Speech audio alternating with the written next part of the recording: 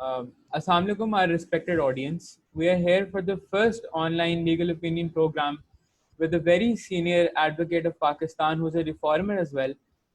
उनका नाम जफर इकबाल कौलानूरी है जो कि 20 साल से पाकिस्तान की लीगल सिस्टम को रिफॉर्म करने के लिए काम कर रहे हैं. I'll be your host for today. मेरा नाम अल्तमिश सईद है और we will hope कि इस इंटरव्यू से आपको काफ़ी insightful information मिलेगी. So, dear sir, firstly, thank you very much for giving us your time. We are extremely happy. Sir, मुझे basically let's start with the basic problem. अभी जो delays का मसला है, जिसमें हमें कहा जाता है कि courts में average time एक ट्रायल कोर्ट से सुप्रीम कोर्ट तक केस जाने में 25 years है, जो कि बहुत ज़्यादा अमाउंट है. और ये कहा जाता है कि justice delayed is justice denied. और सिंस अब हम एक ऑनलाइन दौर में हमें जाना पड़ रहा है, कोविड-19 का मसला है, हम बाहर नहीं जा सकते, तो इस ऑनलाइन वर्ल्ड की टेक्नोलॉजी को अगर हम यूज़ करें, जैसे कि सर ऑनलाइन ई फाइलिंग है, ऑनलाइन वर्चुअल कोर्ट्स हैं, और आप ही का बनाया गया जो एडीआर का एक्ट है, which we are very thankful कि आपने बनाया और उस पर रूल्स भी अब बन गए हैं, गवर्नर पंजाब ने पास कर दिए हैं. तो सर इनके बारे में अगर आप थोड़ी बात करें और बताएं हमें कि ये क्या है ऑनलाइन मैकेनिज्म जिससे हम लोगों को जस्टिस प्रोवाइड कर सकते हैं डोर स्टेप्स पे. तो that would be the first question. Thank you so much. आपने बड़ा एक ऐसा सवाल किया है जो कि कन्फ्रंटेड है पाकिस्तान के तमाम लोगों को. और जब मैं तमाम लोगों की बात कर रहा हूँ, हमारा जुडिशियल सिस्टम एक चोक हो चुका है, बैकलॉग बेशुमार है और जजेस कोप नहीं कर सकते इन सारे के सारे केसेस को जो इतने पाइल अप के केसेस हो गए हैं. People are fed up. They are waiting for days, weeks, months and years for their turn to come. और उनका केस जब शुरू होता है, आपने दुरुस्त फरमाया कि दाता शुरू करे तो पोते को शायद जाके कभी इंसाफ मिल जाए. तो इतना डिलेड जो इंसाफ होता है वो इंसाफ थोड़ी है. सही मानों में जो लोग सफ़र कर रहे हैं वो लिटिगेंट्स हैं, वो are suffering the pangs of the system, क्योंकि इस सारे सिस्टम को यूज़ करने वाले भी वो लोग हैं, हम उनके मावन हैं. वो पे मास्टर हैं लॉयर्स के, जजेस के, कोर्ट के स्टाफ के. और एंड ऑफ द डे देखना कि क्या उनको सस्ता, सहल, फौरी और बर वक्त इंसाफ मिल पाता है या नहीं पाता. तो ये इशू पूरी दुनिया को कन्फ्रंटेड था. हम एक कॉमन लॉ कंट्री है और जिन लोगों से हमने लॉ इनहेरिट किया उन्होंने बहुत सारी चेंजेस कर दी. नतीजतन वहाँ पर चीज़ें स्पीड अप हुई हैं और हमने पाकिस्तान के अंदर भी ये तजर्बा करने की कोशिश की है. मुझे 27 बरस तो एडीआर के प्रोपेगेट करते हुए गुजर गए हैं. लोग कहते हैं कि जी तुम हर वक्त तबलीग करते हो. तो ये लेसन हमने अमेरिकन से सीखे थे जिनके पास भी इसी तरह बैकलॉग था और उनको फॉलो किया, क्योंकि इंस्टीट्यूशनलाइज करने का क्रेडिट अमेरिकन को जाता है. फिर वुल्फ रिफॉर्म के बाद 1990 में इंग्लैंड ने भी इसको फॉलो किया. अब ये तमाम ममालिक में दुनिया के किसी न किसी फॉर्म में ADR, alternate dispute resolution mechanisms हैं. और most of the cases, let's say कि मैं आपको अमेरिका की मिसाल दूं, सिर्फ 5% केसेस जो है लिटिगेट होते हैं कोर्ट रूम में, बाकी के सारे बाहर सेटल हो जाते हैं. उनके मुख्तलिफ मोड्स हैं और उनमें से सबसे पॉपुलर मोड जो है वो मीडिएशन है. और मीडिएशन तो इतना एक पॉपुलर मोड अब है कि अभी सिंगापुर के अंदर कन्वेंशन अगस्त के अंदर हुई है कि इंटरनेशनल कमर्शियल मीडिएशन को दुनिया के 43 कंट्रीज ने साइन किया है कि this should be the mode of resolution of dispute instead of going courts.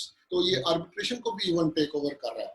तो पाकिस्तान में तो आर्बिट्रेशन भी एक फेल्ड फिनोमेना है, क्योंकि अगर कोई जजमेंट आती है वो अवार्ड होता है, वो अवार्ड के बाद इसको रूल ऑफ द कोर्ट बनाने के लिए बैक उसके रुआन आपके कोर्ट सिस्टम में जाते हो और वो फिर एक बड़ी लॉन्ग ड्राउन बैटल होती है. तो यहाँ पे तो ऊपर से एनफोर्सेबल जो है अवार्ड भी बिल्कुल नहीं है.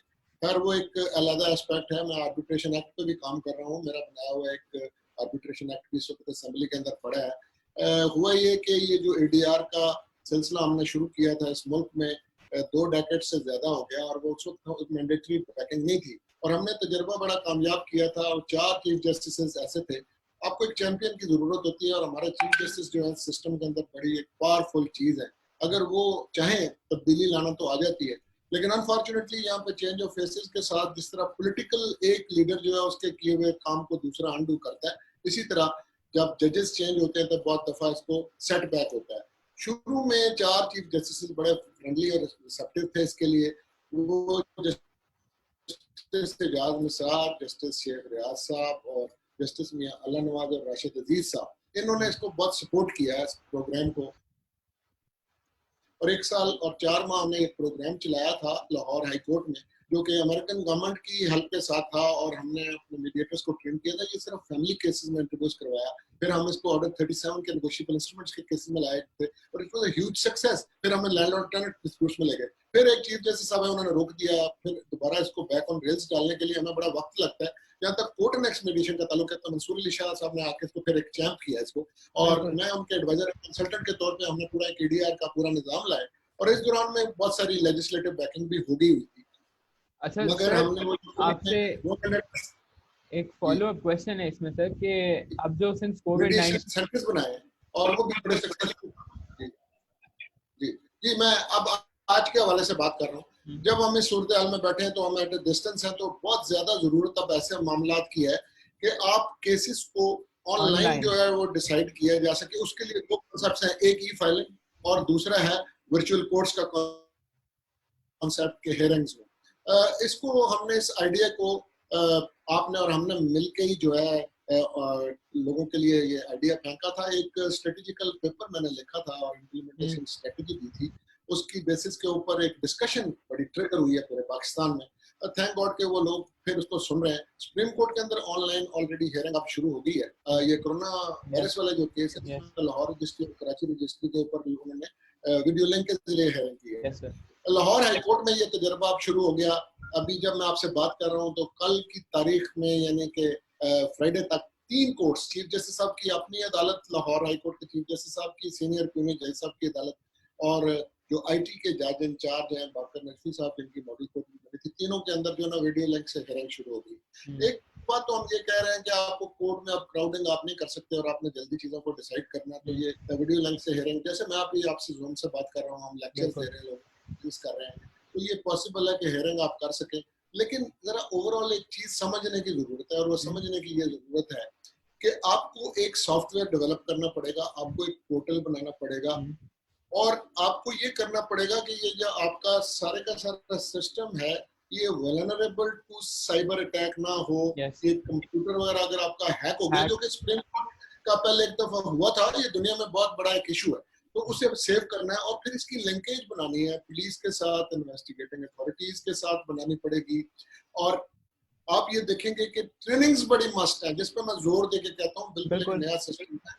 पीपल आर नाइव, पुराने लॉयर्स वगैरह को तो ये बात पता ही नहीं है कि आपने ई फाइलिंग करनी कैसे है, आप जो है किस तरह पीडीएफ फॉर्मेट में डॉक्यूमेंट्स को अपलोड करेंगे। तो मैंने इनको ये आइडिया दिया है कि आपको सबसे पहले तो रूल्स बनाने, अगर रूल्स नहीं बनाएंगे तो ये चीजें जो है बहुत पब्लिक हो जाएंगी। आज तो जज साहब जब कोई ऑब्जर्वेशन देते हैं तो उससे राई का पहाड़ बन जाता है। अगर किसी ने अपने गैजेट पे ये लाइव रिकॉर्डिंग कर ली और रिकॉर्डिंग करके वो दे दे मीडिया के ऊपर और उस पर डिस्कशन शुरू हो जाए, हमारे मुल्क के अंदर कोर्ट प्रोसीडिंग को लाइव दिखाने का तो बिल्कुल अभी कोई प्रोविजन ही नहीं। तो जज साहब के पास ये ऐसे रूल्स होने चाहिए कि आप डिसिप्लिन लोगों को कर सके, उनके खिलाफ एक्शन लें कि ये प्रिविलेज सारी बात है, ये ओपन नहीं होगी। एक तो ये करना है, वो रूल्स बनाने पड़ेंगे, और रूल्स के साथ साथ आपको कमेटीज बनानी पड़ेंगी, आईटी कमेटी सुप्रीम कोर्ट और हाई कोर्ट लेवल पे, उसे मॉनिटर करें, और उसके अंदर आपको रिप्रेजेंटेशन लानी है तमाम स्टेक होल्डर्स की। और जब मैं तमाम स्टेक होल्डर्स कहता हूँ तो इसको आपको गवर्नमेंट को भी ऑन बोर्ड रखना पड़ेगा। देखिए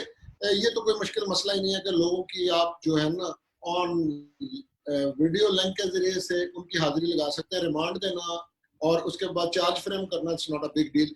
तमाम रिट पिटिशंस, अपीलें, इनका फैसला हो सकता है, बेल पिटिशंस का फैसला हो सकता है। फिजिकली लोगों को लाने की जरूरत नहीं है, जेल ट्रायल्स हम कर लेंगे, ये भी पॉसिबल है।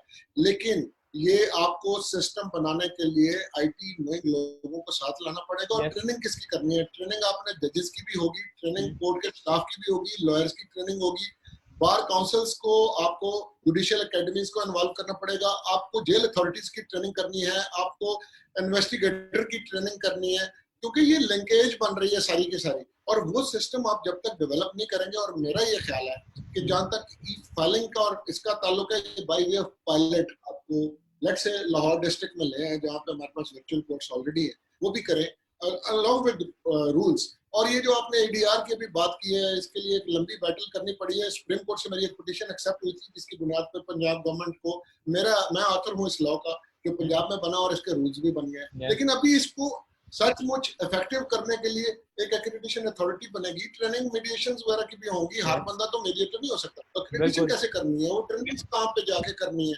ये भी सोचना पड़ेगा। फिर हमने सीपीसी को अमेंड कर दिया। Yes. सीपीसी की एक नई अमेंडमेंट प्रोविंशियल गवर्नमेंट ने की है, उसके अंदर भी आप देखें कि वो कॉन्सेप्ट आ गया, इवन सर्विस जो है वो भी आपके मॉडर्न गैजेट्स का यूज करना, मोबाइल वगैरह पर तस्वीर ले सकेंगे। कोर्ट की सारी प्रोसीडिंग जो है ई फॉर्म में आपने रिकॉर्ड करनी है। लेकिन जो हाई कोर्ट के रूल्स शेड्यूल 2 हमने बड़ी मेहनत करके केस मैनेजमेंट का एक सिस्टम लाया कि जितनी देर तक केस राइट फॉर हेयरिंग नहीं होता, यानी इश्यूज फ्रेम होने तक जज का कोई काम नहीं है, उतना काम एडमिनिस्ट्रेटिव स्टाफ करेगा। और वो जो केस मैनेजमेंट का सिस्टम है उसे लाने के लिए उस सीपीसी को भी आपको राइज करना पड़ेगा, क्योंकि केस मैनेजमेंट प्रिल्यूड है किसी भी केस की डिस्पोजल के लिए, बेशक वो आप कोर्ट में करें या अल्टरनेट डिस्प्यूट रेजोल्यूशन से करें। तो वो रूल्स लाने पड़ेंगे आपको। एडीआर जो है, आपकी मीडिएशंस भी ऑनलाइन हो सकती है, आर्बिट्रेशन ऑल द टाइम मैं तो करता हूँ मीडिएशन, और ये रूल्स अलाउ करते हैं। वहां पे हमारे पास जो है वीडियो लिंक्स है, जो है हियरिंग्स कर रहे हैं, एविडेंस रिकॉर्ड कर रहे हैं। तो ये all over the place system लाना है, लेकिन आपको लॉ स्कूल के अंदर भी ये सिखानी चाहिए, जदीद चीजें हैं और इनकी ट्रेनिंग्स देनी है, आपको बार काउंसिल्स में भी देनी है, आपको दूसरे फोरम्स के ऊपर जाना है, आपको उनको भी बीच में इन्वॉल्व करना है। जब तक ये काम नहीं किया जाएगा, मैं समझता हूँ कि एकदम से आप सारे का सारा सिस्टम नहीं ला सकते, और उसका बाद बार नुकसान भी होता है। लेकिन ये तयशुदा बात है कि आज हम बहुत सारा काम जब घर से कर रहे हैं, आप देखिए कि एक डॉक्टर जो है वो सर्जरी को मॉनिटर करता है ऑनलाइन। तो ये कौन सा कोई बिग डील है कि आप कोर्ट की प्रोसीडिंग्स को ऑनलाइन नहीं ला सकते? It is doable of course. 1990 में सिंगापुर में शुरू हुआ था, 2002 में सारे सिस्टम में आ गया। अमेरिका की 42 स्टेट्स के अंदर ये राइज है, इंग्लैंड में हो रहा है, इंडिया के अंदर ये काम हो रहा है, बांग्लादेश के अंदर काम हो रहा है, और क्यों नहीं कि पाकिस्तान में। आपको अब चारा नहीं है, every Tom Dick and Harry can not be allowed in the court room. हमारे मुल्क में तो लोग क्राउडिंग करते हैं, और ये तो अब जो ये हमें रखनी है डिस्टेंसिंग, ये तभी तो हमें रखनी पड़ेगी, हर कोई ना आए और जो फालतू लोग हैं वो ना आए। और इसका फायदा ये है कि रियल टाइम के अंदर आपकी चीजें हो रही हैं, और एनवायरनमेंट के लिए बड़ा फ्रेंडली है। आप ये देखेंगे कि पेपरलेस कोर्ट सिस्टम आएगा, ई फाइलिंग होगी। मैं कोर्ट आवर्स के बाद भी जो केस से मुतल्लिका लोग हैं उनको आप एक स्मार्ट कार्ड देंगे, उसके अंदर एंटर हो जाएंगे, और जजेस के पास और एडमिनिस्ट्रेटिव स्टाफ के इवन कोर्ट आवर्स के बाद जो है ये चीजें एक्सेसिबल है। मैं अपनी पेन ड्राइव पे ले सकता हूँ, इलेक्ट्रॉनिक सर्टिफिकेट देने पड़ेंगे, इवन कोर्ट के चार्जेस वगैरह भी ऑनलाइन हम जमा करवा सकेंगे, कोर्ट फी वगैरह और चार्जेस भी जमा करवा सकेंगे, सर्विस चार्जेस जमा करा सकेंगे। तो ये भले की बात है। लेकिन एक बात मैं आपको बताता हूँ कि ये एक गोल्डन पीरियड है जिसकी हमें फायदा लेना चाहिए, खासतौर पे आप जैसे जो young lawyer who are just at the threshold of starting their career। मैं आपको बताऊं कि लॉयर्स बेशुमार है, अच्छे लॉयर्स बहुत कम है। वो कैपेसिटी बिल्डिंग ये है कि जो जदीद चीजों से काम करेगा, फिर लोगों का कोर्ट के सिस्टम पे एतमाद बढ़ेगा, मेरा जो लिटिगेंट है वो खुश होगा, और अल्लाह ताला की जो है ना खुशनुदी भी शामिल हाल होगी कि हम लोगों की खिदमत करें, हम जुडिशियल सिस्टम को बेहतर करना है। अच्छा सर, आपसे एक सवाल है इसमें, आपने ट्रेनिंग्स के बारे में बहुत इसमें बोला है कि जो हर बंदा तो कोर्ट में आके नहीं कर सकता मीडिएशन आर्बिट्रेशन, तो ये कंटिन्यूइंग लीगल एजुकेशन का सिस्टम जैसे खटाना लॉ चैम्बर कर रहा है पिछले 2 साल से, ये क्यों नहीं एग्जिस्टेंस में आया अब पिछले 20 साल से? अब आगे क्या होगा इसके बारे में? देखिए, जो खटाना काम कर रहे हैं वो एडवोकेसी स्किल्स का तो बड़ा शानदार ट्रेनिंग का काम कर रहे हैं। मैं उन्होंने वो जो गैप है वो फिलअप किया है। हमारी बार एसोसिएशन के पास तो ये कैपेसिटी नहीं है, और हमने वो जो जजमेंट आई है लैंडमार्क जजमेंट लीगल एजुकेशन पर, उसमें ये कहा था कि ये 6 वीक्स की जरूर बार वोकेशनल ट्रेनिंग होगी, लेकिन वो बार काउंसिल्स जुडिशियल एकेडमी से मिलकर करेंगे। इनको आउटसोर्स करना चाहिए, उनके पास ये बिल्कुल भी सलाहियत नहीं है कि अगर आप पॉलिटिकल लीडर हैं तो ये जरूरी है कि आपके पास टीचिंग की भी सलाहियत हो, and that goes true for the जजेस एंड लॉयर्स ऑल्सो। अगर आप अच्छे जज हैं, आप अच्छे लॉयर हो सकते हैं, लेकिन आप अच्छे ट्रेनर हो, आप एजुकेशन में बहुत अच्छे हो, अगर आपकी एकेडमिक बैकग्राउंड या आपने ट्रेनिंग नहीं ली, जैसे आप चार्टर्ड अकाउंटेंट जो है वो तब तक तो नहीं बन सकते जब तक कि आपको लाइसेंस नहीं मिलता, आप वकील तब तक नहीं बनते जब तक आपको बार लाइसेंस नहीं देती, आप मीडिएटर वैसे कैसे बनेंगे? यहाँ पे पाकिस्तान मीडिएटर्स एसोसिएशन बनी हुई है, वो एक्रेडिटेशन करते हैं, वो अदारा है। और ये देखिए, हमने जब ये शुरू किया था, मुझे इस काम के अंदर को 25 साल हो गए हैं, हमने अमेरिका से ट्रेनिंग 3-4 दफा ऑल ओवर ली है, और उसके बाद हमने इंग्लैंड से ट्रेनिंग ली, हमने सीडर की ट्रेनिंग की है, हमने आईएफसी और वर्ल्ड बैंक से ट्रेनिंग की है। पहले एज एक्रेडिटेड मीडिएटर तैयार हुए थे। ये कोई 52 घंटे का स्किल्स बेस्ड ट्रेनिंग प्रोग्राम है, वो करना पड़ता है, और उसमें पासिंग रेशियो सिर्फ 70% है। फिर उन्होंने हमें क्या किया, मास्टर ट्रेनर के तौर पर ट्रेन किया, फिर हमने इंडिजिनाइज करके पाकिस्तानी प्रोपोजिशंस पे और यहाँ की सिचुएशन पे बेस्ड जो ट्रेनिंग के लिए वो वाले केसेस लिए और वो बनाए। और हमने ये ट्रेनिंग की है 169 तो हमने जजेस ट्रेन किए हैं, हम हर तरह के लोग।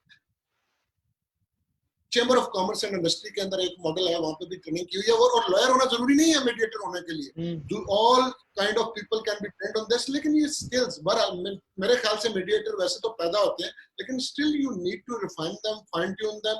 और अब ये जो मैंने एक्ट बनाया जिसके रूल्स भी बने, इसमें सबसे बड़ी बात यह कि वो एक्रेडिटेशन के लिए जो आप एक अथॉरिटी बनाएंगे, वो किन्होंने उसको हेड करना है। अगर उनको खुद नहीं पता, अगर वो आप एक सियासी आदमी को वहां पे लगा देते हैं सिर्फ इसलिए कि अकोमोडेट कर ले, मेरे लिए कि वो कोई मिनिस्टर है या कोई एमपी है या एमएनए या आपका हाईकोर्ट का कोई जज जो है वो नॉमिनेट करा के, उसको कोई अगर आइडिया नहीं होगा, तो ये ऑल ओवर है, कई लेवल पे काम होगा। ये सिर्फ कोर्ट के साथ नेक्स्ट नहीं है, ये आपकी चेंबर के साथ नेक्स्ट है, आपके लोकल गवर्नमेंट ऑर्डिनेंस में मसलेन का कॉन्सेप्ट है, कम्युनिटी बेस्ड मीडिएशन है।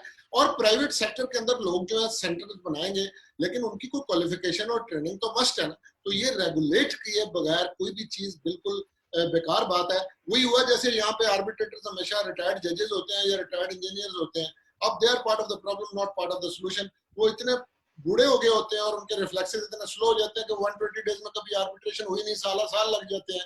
तो आप ये भी देखिए कि नए लोगों को, फ्रेश माइंडेड लोगों को, और आप देखें कि सिविल सोसाइटी के तमाम सेक्टर से लोगों में, कई लोगों के अंदर ऐसी सलाहियत होती है कि फैसिलिटेटर होते हैं, कई लोग झगड़े बढ़ा देते हैं, लेकिन स्टिल आपको एक स्टैंडर्ड कोर्सेज बनाने पड़ेंगे और आपको इसको आउटसोर्स करना पड़ेगा, लोगों को इन्वॉल्व करें। मेरा ख्याल है ये नया रोजगार भी निकलेगा लोगों के लिए। Why you remain a pleader all the time? Why don't you become a mediator? Why don't you become an accredited arbitrator? These are all fields which are wide open. आप इनके अंदर काम करें। एंड ऑफ द डे तो लोगों का dispute resolve करना है, फिर ये देखना कि ये जो फैसले होंगे इनकी इन्फोर्सेबिलिटी का ये टेक्निकल मामला, ये तो नहीं हर कोई समझ सकता, तो इससे रेगल आउट करे तो फिर आप इसको अंदर क्या करेंगे। फिर मीडिएशन के जो अपने कॉन्फिडेंशियलिटी के रूल्स हैं वो अभी कोई नहीं बने, मीडिएटर्स के भी तो रूल है ना, ये सारा कॉन्फिडेंशियल है, वो इन्फॉर्मेशन बाहर नहीं पास ऑन कर सकते। जैसे आर्बिट्रेटर को आप कोर्ट में समन करके उसकी विटनेस करा सकते हो, मीडिएटर की तो नहीं करवा सकते। तो ये सारे रूल्स भी बनने, इसके लिए एक्सपर्ट्स को बीच में लेके और करना चाहिए। और सबसे जरूरी बात कि ये सब कुछ अगर आ भी गया, इसकी अवेयरनेस लोगों को ना हुई तो उनको पता ही नहीं है कि ये एक नया सिस्टम आ गया। और अब वो जो मैं रूल्स की बात कर रहा हूँ उसमें mandatory referral of all cases for mediation है, जो कि बिल्कुल मुफ्त है। 30 दिन में अगर हो गई तो ठीक है, नहीं हुई तो वापस कोर्ट में आप चले जाएंगे और कंटिन्यूस ट्रायल उसको फॉलो करेगा। तो आप देखिए अगर आधे केस में निकल गए, हर केस अच्छा कैंडिडेट नहीं है एडीआर के लिए, but most of the cases are, majority of the cases are. अगर वो डिसाइड हो गए तो रॉकेट साइंस नहीं है, वो वहां डिसाइड हो जाएंगे। बाकी कोर्ट में अगर केस मैनेजमेंट का स्ट्रॉन्ग सिस्टम आए और उसको फॉलो अप करें और वो मैंडेटरी बैकिंग हो, तो आपकी कोर्ट सिस्टम डिलीवर करना शुरू कर देगा। जब डिलीवर करना शुरू कर देगा कि लोग बाहर फैसले नहीं करेंगे, और जब ये सिस्टम चलेगा तो इससे लोग भी सारे के सारे खुश होंगे, उनकी दुआएं भी लेने वाली बात है। खल्के खुदा की दुआ से अल्लाह ताला भी खुश होगा।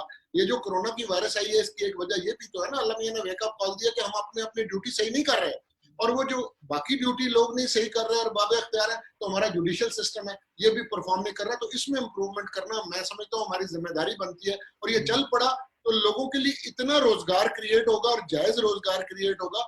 इन फील्ड्स के अंदर हमें काम करने की जरूरत है। सर ये आपसे एक लास्ट क्वेश्चन है मेरा, आपने काफी तफसील से बताया एडीआर के बारे में और ये ऑनलाइन ई फाइलिंग, ऑनलाइन जो मैकेनिज्म्स हैं, मॉडर्न डिवाइसेस। अब ये जो हमारी लीगल फ्रेटर्निटी ये इंटरव्यू देख रही है, आपका उनके लिए क्या मैसेज होगा कि फ्यूचर मतलब अगले 10 साल में हमें क्या क्या करना पड़ेगा to make this kind of a better justice system, और जैसे हम यंग लॉयर्स देख रहे हैं उनको उनको वो कैसे सोल्यूशन का पार्ट बन सकते हैं? देखें जी, जो गुड न्यूज है वो ये है कि बातें बंदा करता रहता है तो वो सारी जाती नहीं कहीं भी जाया, और अच्छी बात कहीं नहीं जाती। एक आइडिया जो है उसको बेटर आइडिया से तो बीट किया जा सकता है। You can kill a person but you can not kill an idea. हमें भी बार बार बहुत डिस्करेज हम होते हैं कि जब चेंज ऑफ फेसेस के साथ एक जज साहब सारा किया हुआ काम जो अंडू करके बजाय आगे ले जाने के उसे खत्म कर देते हैं। अब मैसेज ये है कि मैं तो उनको क्लियरली ये मैसेज दे रहा हूँ, जहाँ जहाँ मेरा राब्ता भी हुआ उनसे, मैंने उनको कहा पहली बात तो है कि पहले वाले प्रोजेक्ट्स में उनको रिवाइव कीजिए, जिसका उन्होंने वादा किया है कि वो जो केस मैनेजमेंट सिस्टम है उसको और एडीआर के सिस्टम को विद इन दिस मंथ वो रिवाइव कर देंगे। सेकेंडली मैंने उनको ये कहा कि ये जो रूल्स वगैरह आप बना के इसे स्ट्रक्चर करें और इंस्टीट्यूशनलाइज करें ताकि चेंज ऑफ फेसेस से चेंज ना हो। तीसरा बहुत अच्छी बात ये हुई है और ये पहली दफा हुई है कि अब कम से कम जो डेलिब्रेशन हो रही हैं उसके ऊपर आपकी पूरी बार एसोसिएशन ऑन बोर्ड है। हमारे पास पाकिस्तान बार काउंसिल जो सबसे बड़ा हमारा अदारा है, वो सुप्रीम कोर्ट बार, हमारे पास high court bar, Punjab bar council, local district bar, इन सब की नुमाइंदगी हमने की है और वो वहां पे आ रहे हैं। ये मिल के अब हाई कोर्ट के अंदर भी कॉन्फ्रेंसेस अभी लास्ट वीक के अंदर भी एक हुई है, जहाँ पे जुडिशरी के साथ ये सारे स्टेक होल्डर्स भी ऑन बोर्ड थे। अभी बाकी लोगों को भी हमें लाना चाहिए, क्योंकि देखिए फंडिंग वगैरह बहरहाल ये गवर्नमेंट से आएगी। अगर कहीं लेजिस्लेशन की जरूरत है, रूल्स में अमेंडमेंट नहीं है, तो वो भी हमें असेंबली में उनको साथ लेना पड़ेगा। फिर ऐसे कोर्ट रूम्स हैं जो कि हमारे नॉर्मल लीगल सिस्टम के अंदर नहीं आते, हाँ वो हमसे मुस्तार लेके हमारे जजेस वहाँ पे काम कर रहे हैं जो लॉ मिनिस्ट्री वगैरह के अंडर है, जैसे नैब की अदालतें हैं, ये बैंकिंग कोर्ट्स वगैरह। तो यहाँ पे भी अगर इसको हम राइज करना चाहते हैं जदीद चीजों को, तो हमें गवर्नमेंट को ऑन बोर्ड लेना चाहिए। और गवर्नमेंट मसलन ये इंटरनेट का कनेक्शन जो है, ये कौन सा कोई मुश्किल काम है, हमें फास्ट कनेक्शन जो है ये तो गवर्नमेंट देगी ना, जहाँ पे फंडिंग है। अच्छा, वो फंडिंग अगर आती है तो उसके बाद हम ट्रेनिंग शुरू करेंगे, और ये ट्रेनिंग जो है ये सिर्फ जजेस की नहीं होनी चाहिए। मैंने फिर अर्ज किया कि ये सब स्टेक होल्डर होनी चाहिए, और इस पर डिबेट ये ओपन हुई है, इसको मेन स्ट्रीम में ले जाए। मैं आपको लेकिन ये क्रेडिट देता हूँ कि आपके साथ मिलकर हम ये जो काम कर रहे हैं, कि पहले हम बच्चों को फिजिकली जो है ट्रेन कर रहे थे, उनको एडवोकेसी स्किल्स सिखा रहे थे, how to interview your client, how to prepare your brief, what is the art of examination chief, what is the art of cross examination, what is the art of persuasion, what are court ethics, और मुख्तलिफ discipline में specialisation करा रहे थे। और वो हम physically उनको लाके 6 वीक के अंदर मेरी तरह के ट्रेनर्स आपके साथ मिलकर हम काम कर रहे थे। वो अब आपने ऑनलाइन शुरू कर दिया, कितना कामयाब तजर्बा है कि अब वो बात जो है, कहाँ हम एक वक्त में 25 लोगों को ट्रेन करते थे, अब हम 400-500 लोगों के साथ हमारी रीच हो गई है और बढ़ गई। तो हम तो करके दिखा रहे हैं, लेकिन आपका ये जो सारा जज्बा है, मैं ये कहता हूँ कि देखें, इस तरह का जज्बा हर लोगों में होता नहीं है। आफ्टर ऑल चीजों के अंदर कोई फंडिंग भी तो इन्वॉल्व है ना, बच्चों से कुछ ना कुछ तो लेना पड़ेगा। जो ट्रेनर्स हैं अगर वो ट्रेनिंग देते हैं, आपको लॉजिस्टिक्स का मसला है, वो सारा सिस्टम आप करते हैं, उसमें कुछ पैसे तो उठते हैं ना जी। अब अगर जजेस की ट्रेनिंग होनी है तो वो उस फंडिंग से पैसे आएंगे, एडीबी वगैरह ने बहुत पैसे हमें दिए हुए हैं, इस फील्ड के अंदर आएंगे। बार काउंसिल्स के अंदर जो है वो फंडिंग होगी। जिस तरह वकला की हेल्प के लिए एक चीज आई है, अच्छी बात है कि उनकी हम आर्जी तौर पर हेल्प करेंगे, लेकिन मैं समझता हूँ मुश्किल बुनियादों पे तो उनको कोई ऐसी स्किल सिखाइए ना, और कोर्ट सिस्टम ओपन अप करें। कितनी देर आप इसको जो है लॉकडाउन में रखेंगे कि वो हलाल का रिस्क कमाएं, और उसके लिए बार काउंसिल्स को, बार एसोसिएशन को अपने प्लेटफॉर्म्स पे ट्रेनिंग देनी है। फिर लॉ स्कूल्स के ऊपर ये ट्रेनिंग होनी चाहिए, और प्राइवेट सेक्टर के अंदर आपकी तरह के जो लोग हैं उनको इनकरेज करना चाहिए कि जी आप चीजों को आउटसोर्स करें। हमारी जो ये खराबी है कि हर बंदा कहता है कि हर काम मैं खुद ही कर लूंगा। हर बंदे का काम जितना है जिसका काम उसी को साझे। अब अगर हमने ये सॉफ्टवेयर डेवलप करना और आईटी वगैरह का सारा काम करना है, इसके लिए आईटी एक्सपर्ट्स, तो मैं इलेक्ट्रॉनिक्स इंजीनियर हूँ, लेकिन मैं कहूँ जी मैं सॉफ्टवेयर बना लेता हूँ, मैं नहीं बनाता। मुझे ये समझ जरूर है कि मेरे हाई कोर्ट के अंदर 11 पीएचडीज आईटी के जो हमने रखे हुए हैं, और 24 लोग हैं जिन्होंने मास्टर्स की हुई है। हम उनको यूटिलाइज नहीं करते। हमने पहले भी हाई कोर्ट का ये कॉल लिस्ट वाला सिस्टम है, उसके अंदर 42 करोड़ रुपए जया हो गए, और वो सिस्टम में रटे है, और वो पे ऑफ नहीं कर रहा। आखिर हम खुद ही अब बना रहे हैं, वो 3-3.5 करोड़ रुपए में हमारे बंदे बना लेंगे। तो ये जो कोरोना वायरस की वजह से ये भी हुआ कि बाहर की जो एनजीओ आते हैं और बाहर के लोग आते हैं ना हमें सिखाने के लिए, अल्लाह का ये शुक्र है कि पाकिस्तान, इंडिया, श्रीलंका, बांग्लादेश के लोग सॉफ्टवेयर बनाने में उनसे बहुत स्मार्ट है। हमारे यहाँ पे लीगल ट्रांसक्रिप्शन होती है, यहाँ पे मेडिकल ट्रांसक्रिप्शन होती है, अकाउंटिंग का काम होता है, कॉल सेंटर्स बने हुए हैं। तो ये कौन सी कोई बिग डील है कि हम या ये सॉफ्टवेयर हम इनको चंद हफ्तों के अंदर ऐसा फुल प्रूफ सिस्टम बना के दे सकते हैं अपने बंदों के जरिए। लेकिन wherever there is a way, लेकिन कुछ चीजों की ड्यूटी तो लगाए ना। मैं जज साहबान के इस जज्बे को बहुत सराहता हूँ, गवर्नमेंट के इस जज्बे को बहुत सराहता हूँ कि वो ये करना चाह रहे हैं, लेकिन प्लीज जो इस फील्ड की जिनकी एक्सपर्टीज है उनको जरूर ऑन बोर्ड लें, और फिर इसके बाद बाय वे ऑफ पायलट्स ना हम एक्सपीरियंस से सीखेंगे, जो खराबी है उनको ठीक करेंगे। एकदम से सिस्टम बिल्कुल ड्रास्टिक चेंज तो नहीं को आता। आप राइज कर दें, और ये जो क्या ना हो गया सिर्फ बातें करना जो है उससे बात नहीं बनती, प्रैक्टिकली काम करने से बनता है। ये जो लेजिस्लेशन है मैं डील कर रहा हूँ, कई चीजों का ऑथर हूँ, बिलीव करें, कॉमे और फुल स्टॉप से फर्क पड़ता है, शेल और मे से फर्क पड़ता है। हर बंदा ड्राफ्टिंग तो नहीं कर सकता। और यहाँ पे हमारे जो लेजिस्लेटर्स तो सिर्फ हाथ खड़े करने वाले हैं, हम गोटी लगा के एक लॉ के बाहर का यहाँ लगा देंगे। इसी तरह हमारा जो सिस्टम है इसे इंडिजिनाइज करना बहुत जरूरी है, वो हमारे अपने लोग करेंगे, ब्रिलियंट लोग हैं, बहुत अच्छा ये काम है जो करने वाला। इसके किए बगैर चारा ही नहीं है, दुनिया ग्लोबल विलेज है, हमें करना पड़ेगा। यस सर, चलें, thank you very much sir, बड़े खुशी हुई आपसे बात करके, काफ़ी हमने नई चीज़ें सीखी। It was very insightful and to our dear audience, we hope कि इस interview से आपको काफी कुछ सीखने को मिलेगा, and we'll be back with another interview. We thank you again, sir, for giving us your valuable time. Thank you very मैं much. हमेशा आपके साथ हूँ। आप जंगी बुनियादों के ऊपर ये काम कर रहे हैं और उस गैप को फिल अप कर रहे हैं जो इस वक्त की, इस दुनिया की, इस मुल्क की, इस जुडिशियल सिस्टम की और मेरी लीगल फ्रेटर्निटी की और लीगल एजुकेशन की ये एक जरूरत है। I appreciate you for that and I am always with you. Thank you very much, sir. Jazakallah. Hafiz.